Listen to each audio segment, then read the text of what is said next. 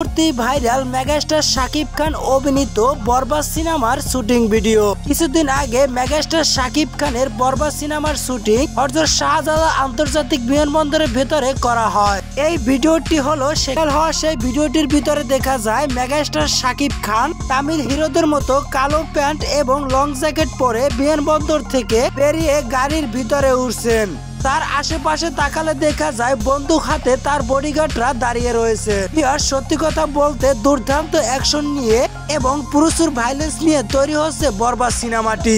বর্তমানে বরবাদ সিনেমার শেষ লটের শুটিং চলতেছে মুম্বাই। জানা যায় সেখানে মেগাস্টার শাকিব খান ও নায়িকা ইদিকা পালের কিছু রোমান্টিক দৃশ্যের শুটিং বাকি রয়েছে। ইতিমধ্যে সেই শুটিং এ যোগ দিয়েছে নায়িকা ইদিকা পাল নিজেও। আর কয়েকদিনের মধ্যে শেষ হয়ে যাবে বরবাদ সিনেমার শেষ লটের শুটিং। বরবাদ সিনেমায় শাকিব খানের সাথে এই প্রথমবারের মতো ভিলেন হিসেবে দেখা যাবে যিশু সেনগুপ্ত।